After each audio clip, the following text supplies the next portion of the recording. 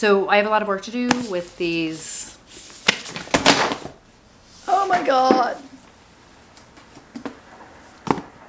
She's fine. She's fine. She's fine. We're all fine. Wow, that was kind of a failure. Hi everybody, it's Audrey and welcome back to Chapter and Converse, and welcome to part 6 of Project Unhaul, which means shelf number 6. So if you guys are new here, long story short, I have a mission to unhaul at least 40 books from my shelf, which, spoiler alert, I have unhauled 26 so far, so I'm ahead of schedule, and basically I'm going to go through every shelf and see how much I can unhaul. So if you want to catch up on the previous unhauls, I will have them all linked down below. If you just want to dive in here, welcome. So we are tackling this shelf today, making a keep pile, making a donate/sell pile, and then a let's do a little bit of research. And I would say so far, any books I've done research on, I'm probably like 60-40 letting them go, 40% keeping, maybe even 70-30. But anyway, let's just jump right in. So what I have found through this process is I have a great knack for purchasing books by an author that I want to read all of them and have not yet read them. So this is Catherine Ryan Howard. They reissued all of her older books in the same like new paperbacks. So I absolutely went out and got them, keeping them. Haven't read any of them yet. Also, if you're new here, this is a no judgment zone, so it's totally fine. And like I said in other videos, feel free to judge, but maybe don't. Anyway, okay. The Family Plot by Megan Collins. Haven't read it yet. Want to read her stuff. I feel like I started this. There's a lot of, as a mood reader, with a very chaotic year to date between writing, work, and life. I have like read a chapter of a book and then put it down and not come back to it.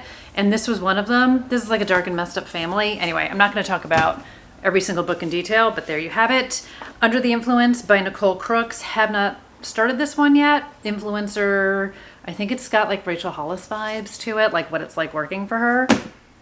So there's that. Nicole Crooks, I want to say, worked for the Hollis Company.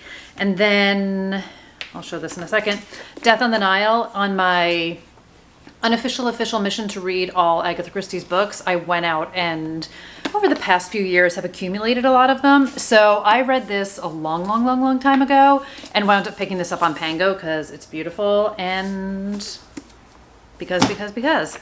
This is like a short story from Kate Brody. So her publisher sent me the paperback of Rabbit Hole when it came out, and this came with it. And I don't know why I stuck it here, but I didn't even realize it was here. So I'm actually going to just separate that so I can read it.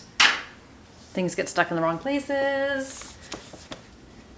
This is the shelf that I have not read books on. If you guys have been here for a very long time, I have shown this book so many times. I still haven't read it yet. This is I'll Murder Three Strangers and You'll Know It Was Me. This is like another reunion, dark and messed up friend group. And Will joked about becoming a serial killer, and then 15 years later, perhaps maybe he did. Not so funny. The Mysterious Case of the Alperton Angels. So I read The Appeal by Janice Hallett. I picked this up whenever it came out in the UK. Gorgeous. And have not read it yet. So I have a lot of her books. There is also a theme, if you guys are watching the entire series, well, you'll see I locked in on a lot of authors. Again, kind of like with Catherine Ryan Howard. Picked up a bunch of books and haven't read them, but this is like all mixed media, and I really like the way she tells stories, so it's also culty. Need to read it. And then we have Just Another Missing Person by Gillian McAllister, who I feel like this book had tons and tons of hype and everybody raves about it. And then Lisa Jewell, of course. So I actually started to migrate all of her books to another shelf. So I might do that. I'm not going to get rid of any of her books. It doesn't count as me getting rid of something from this shelf, but I'm trying to group together authors that I have a huge collection of. So like Grisham, Marion Keyes, they're all separated on another shelf. So I think I'm just going to move this one.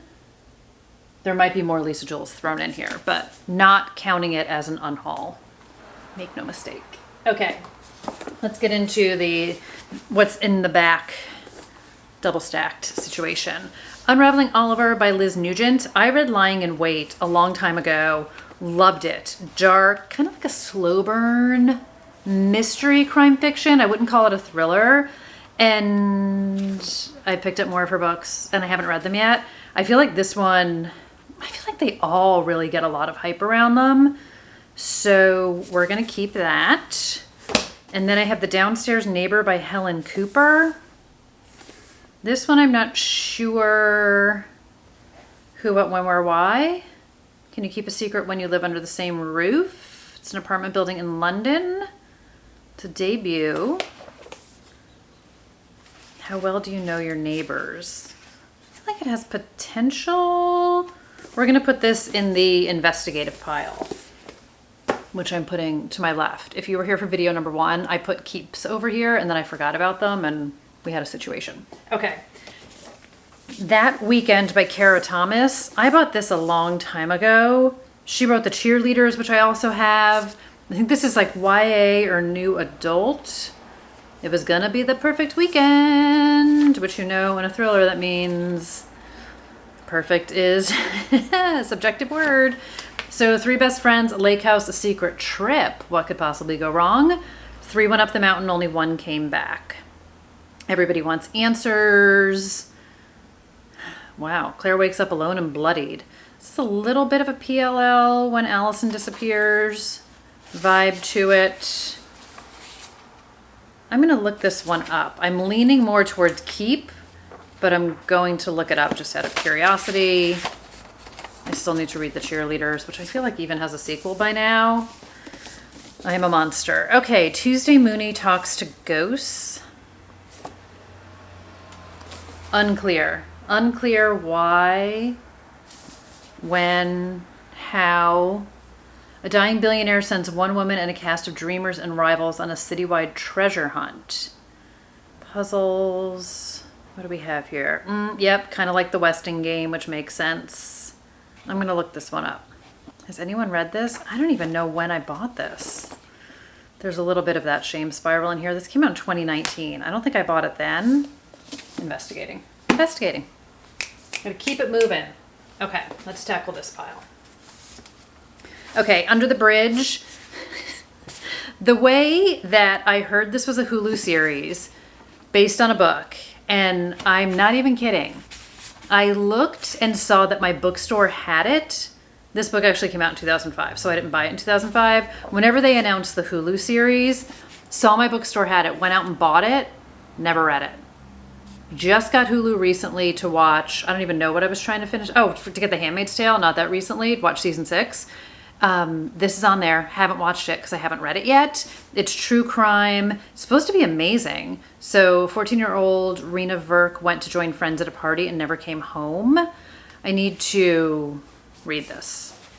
Anyway, the mood is not, oh geez, while Idaho slept. I was gonna say the mood is not always there. Same thing. This came out after Brian Koberger was arrested, but long before I think even a trial was set. And I was like all set to read this and I haven't. So I'm still going to. This is obviously, not that it's outdated, but they didn't know as much then. This is from 2023. This case is just gut-wrenching. I'm sure everybody knows. Maddie Zanna, Ethan, Kaylee. So going to read that. Then back to fiction, Murder in the Family. This is like another true crime documentary. No one saw the killer, they all saw the body. I want to read this one. This is also full of all sorts of mixed media, like fake reports, transcripts, fake newspapers. My bread and butter, love it. Halloween Party by Agatha Christie, I've actually read this one. So I have all of her books in my bedroom mostly. We keep coming across some. This one's beautiful. I absolutely bought it because of the cover. And then we have The Hours Before Dawn by Celia Fremlin. Someone somewhere recommended this. I haven't read it. Edgar Award-winning thriller. Wow, so tiny. Oof, the print is actually pretty tiny. I would rather have a bigger book with bigger print in it. My eyes are deceasing on me. I don't know. I'm going to keep it. I'm going to keep it. We will see. This came out in 1958. I don't know where I heard about this, but I was probably listening to a podcast and somebody recommended it, and I was like, sure. So there we go. The shelf is looking less red. Okay, The Good Son by Yu Zhen.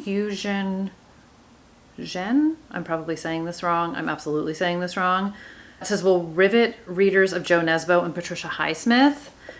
This is another one that absolutely got recommended somewhere, and I went out and grabbed it. So I'm going to keep it for now. Oof. It's like a murder mystery. We'll see. Okay, House of the Cerulean Sea. Haven't read it. This book I know is beloved by many. It's just been a mood that I haven't been in. I remember hearing V.E. Schwab talk about this, and I feel like it was like Panorama days. And then I eventually got it. When did this come out? Yes, it came out in 2020. I feel like, because she was doing a ton of like online stuff then, and I'm sure I heard her talking about it and eventually went out and got it. But I'm going to keep it for now. I hate to say it just really doesn't appeal to me anymore, but I know it's like a beloved book. I'm going to keep it. I'm going to keep it for now. Maybe I'll try it on audio and see what happens. Ooh, PJ Vernon. I kept saying I was going to read this. We talked about Bathhouse on this shelf, which I loved. This came out before Bathhouse, and I've also sort of like been low-key savoring it because he hasn't had a new book come out. I really hope he does soon. And we have Her Husband is Missing, Her Life is Unraveling. Keeping it, really enjoy him. Finley, read it. Yay, finally a book that I've read. And I've read this entire series, so I'm super excited for the next one that's coming out. And you're going to see more Finley books as we work our way through the shelf. So I should maybe put them together. Keeping it. This is not a successful one so far. Okay. Whew. Seeing a lot of stuff I haven't read. Daisy Jones and the Six, keeping it, read it, loved it. All right. We've got 2 wins here. Red, White, and Royal Blue, keeping it, read it, loved it. Great, great, great. We've had a lot of books sticking together. Perfect Days. This is also evidence of the thrifting stuff online, which has been another theme. Between that and eventually we're going to get into probably book outlet hauls from 5 years ago that I haven't read yet, but one bridge at a time. This cover is like a little bit it's like a little sticky, which I don't love because it was thrifted. Anyway, Perfect Days by Raphael Montes. This was supposed to be like You by Carolyn Kempness before there was You. So I think we've got like a dark, messed up, twisted young medical student kidnaps a girl of his dreams and embarks on a dark and delicious road trip across Brazil. So this is the English language debut of a Brazilian crime writer. When did this come out? Tell me all the things. I think this is supposed to be, not surprisingly, like creepier than You was, which was pretty creepy. Yeah, this came out in 2016. So I'm going to hold on to this because you guys know I love You with a passion, and why not be even more dark and messed up? So there's that. And then Age of Consent. Some author I know and love recommended this. I don't know which one. I don't know when. We have a daringly honest, sexy debut novel about 3 young women coming of age in the 1980s, New England and New York. That's probably what sealed it for me as a prior Bostonian and a prior Manhattanite. We've got a Connecticut boarding school though. So yeah, technically New England, but I still think like Massachusetts North, which I know isn't right. Anyway, they're in New Haven, which I have some familiarity with. We come to New York City, and I do love an 80s book. This was written in 2020 also. This could have been a like supporting authors during the Panorama purchase. Unclear. Doesn't matter. I have it. We're keeping it. Okay. Oof. All right, more books I haven't read. This is Guilt by Jamie Brenner.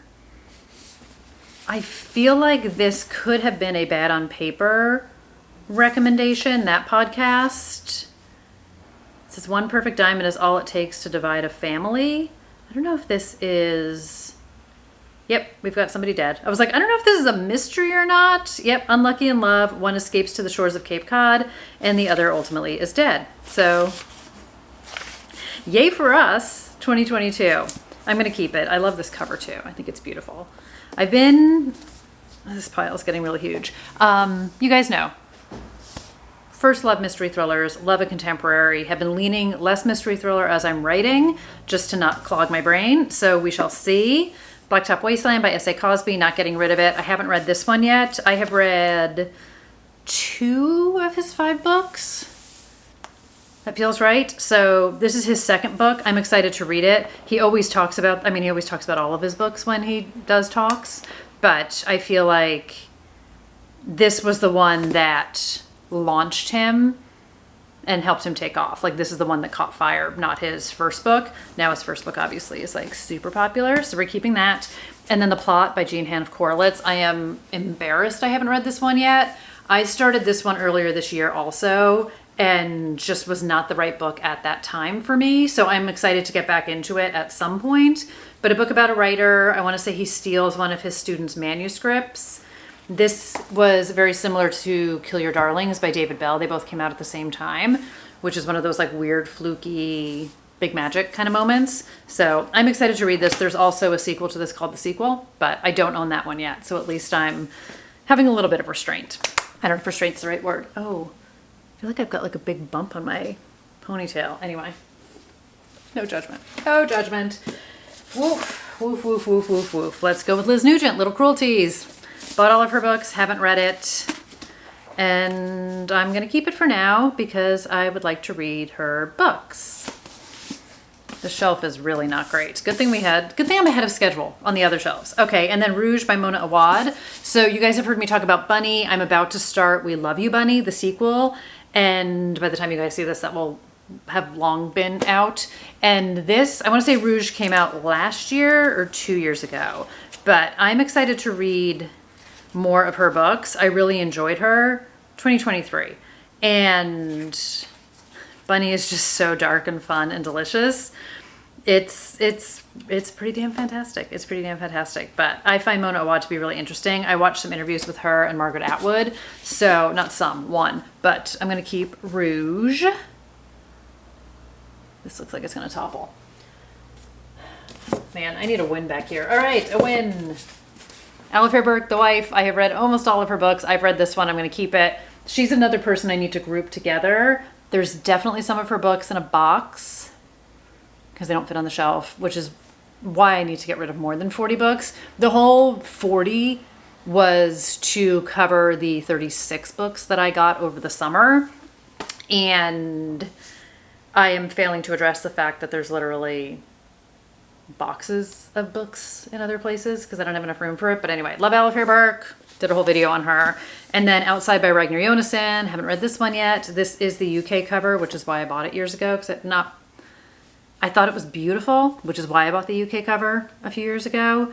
And I haven't read it yet, but this is 4 friends, one night. Not everyone will come out alive. It's basically, you know, everything and anything that I love in a book. And I will read it. Read it, will read it.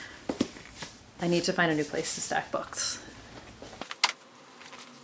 This shelf this is not going great. I've got very low expectations because I can see some of what's back here. Okay, Time of My Life by Alison Wynne Scotch. I absolutely love this book. This is super old. I read this a couple of times. I remember, it's funny what you remember and what you don't. I remember being on a plane, going to Miami, to celebrate my birthday with a couple of friends, and I was reading the In-Flight magazine, and this was featured in it. This is from 2008, and when I came home from Miami, I went out and bought it. Isn't it weird? Like, that is such a vivid memory of mine, and I loved this book. It is written in, it is dog-eared, it is well-loved, highly, highly, highly recommend. And then Just for the Summer by Abby Jimenez. I haven't read this one yet. I need to get back on her books, and, you know, I really enjoyed the ones I have read. I just, mood. And what I like about hers is like it's romance, but there's also some weightiness to it. I love a dark-ish story and also an honest story. Just makes me happy. Okay. Christina Lauren. All right, I see something back there I'm going to get rid of. Christina Lauren, The Soulmate Equation. I'm a smidge on the fence. Is it science? Is it fate? This, I feel like, is connected to another one of their books, which I talked about in another video. I'm gonna research this. This might be like a banger on audiobook, and maybe I don't need to physically keep it.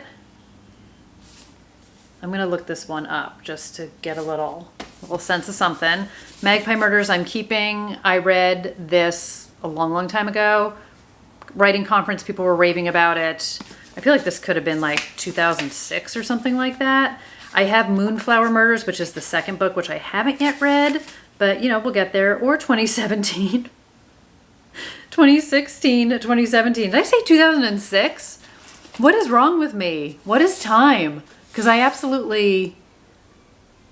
like remembering what job I had when I heard about this. Anyway, it doesn't matter. And then The Sentence is Death is another Horowitz. This is a different series. I've read this one. Tabs are proof of it. But anyway, I'm keeping both of these. I have all the books in both of these series. I just haven't read them all. All right, battery died, talking too much, angle's different. We're just gonna keep moving. Gonna keep moving faster. Okay, 3 books I'm absolutely keeping. People We Meet on Vacation. This is the special edition, which was kindly gifted to me from Berkeley. And then I have The In Crowd, which is the second book in a series, which I still need to read. And then Sylvia's Second Act, which Jordy from Jordy's Book Club recommended. I need to back up from the camera. And I'm gonna keep it, and I'm gonna read it, and we're gonna keep going.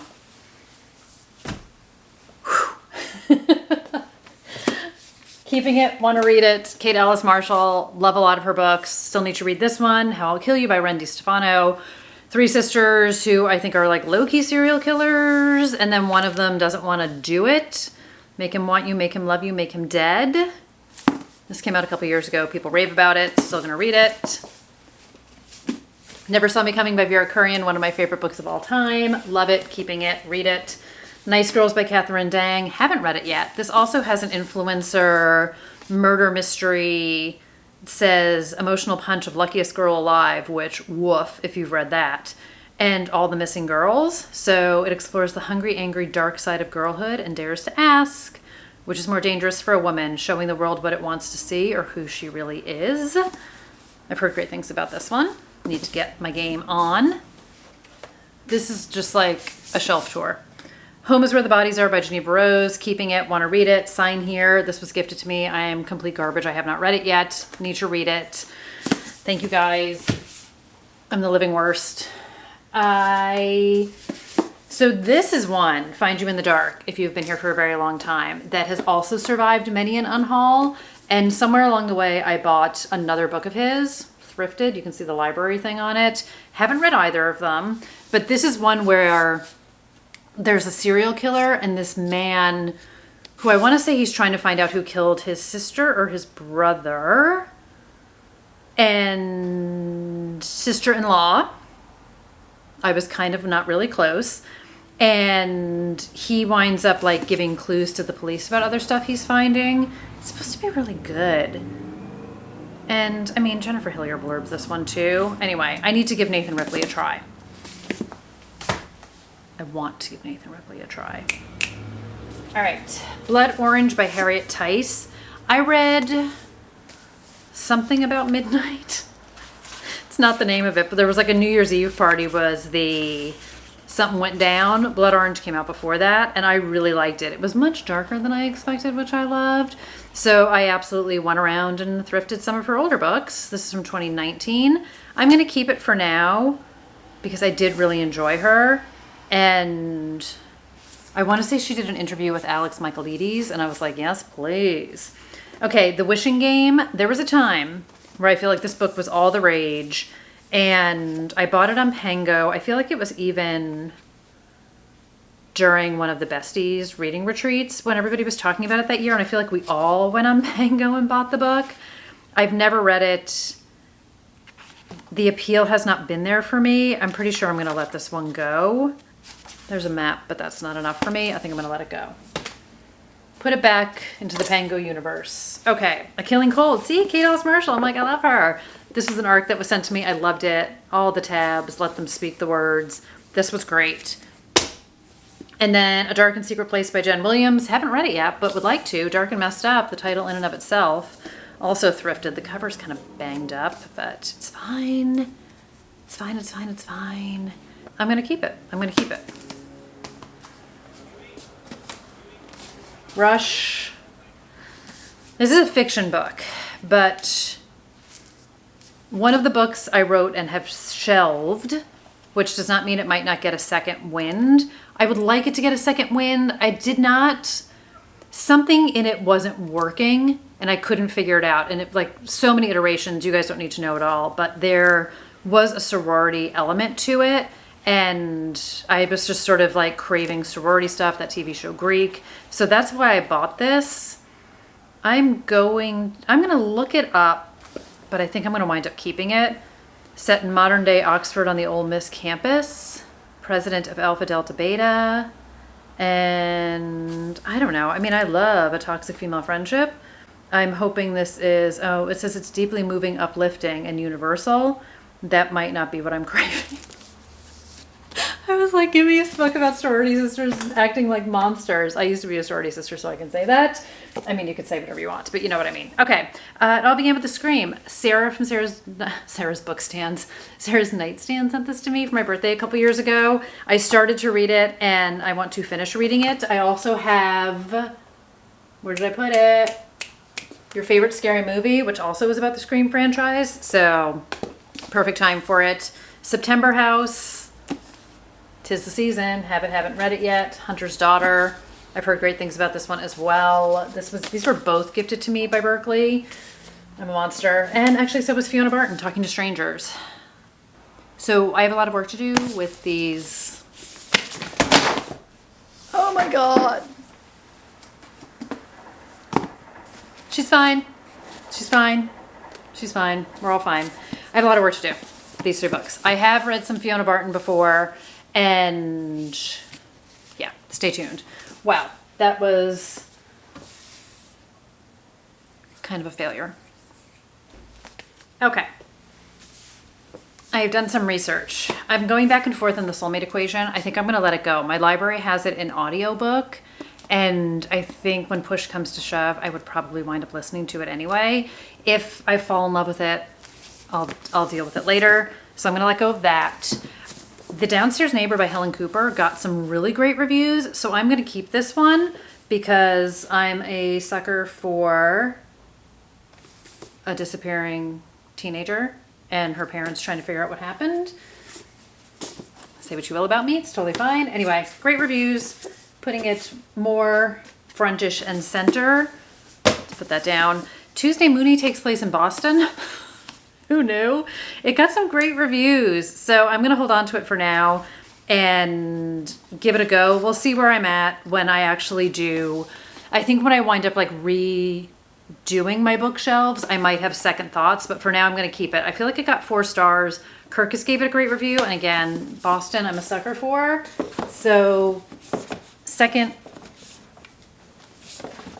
behind, but we're going to keep it. And then that weekend was compared to In a Dark, Dark Wood by Ruth Ware, which is my favorite Ruth Ware book. I've read all but one of them. So again, dangerous buzzwords. And then I am going to get rid of Rush by Lisa Patton. Like I've held on to this a lot because it's beautiful, but I feel like reviews were a little mixed. At the end of the day, I don't think I'm going to gravitate to it. So I'm going to let that go, and I'm going to let The Wishing Game go. I just have no interest anymore. And I'm really on the fence about Cerulean Sea. I guess I'll keep it for now. I'm just not drawn to it in the slightest, although I know people love it. I also hate the paperback. This is so Petty LaBelle. I hate these covers that have this paper on the inside. So like the actual book I don't love. So I'm going to keep it for now.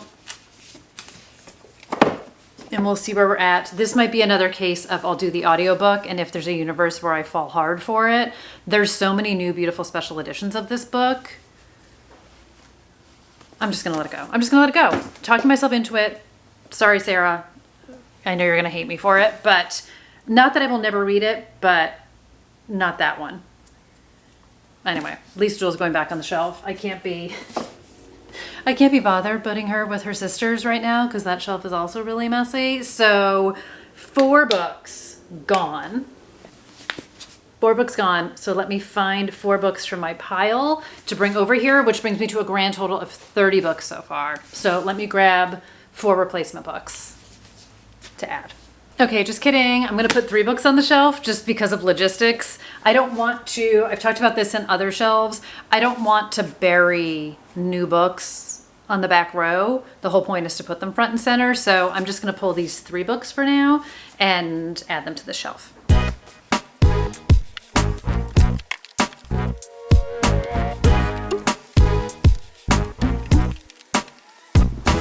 Okay, I'm gonna move Agatha Christie into my room, so I'm not getting rid of this one. So anyway, brings us up to speed. So 30 books gone so far, 6 shelves done so far.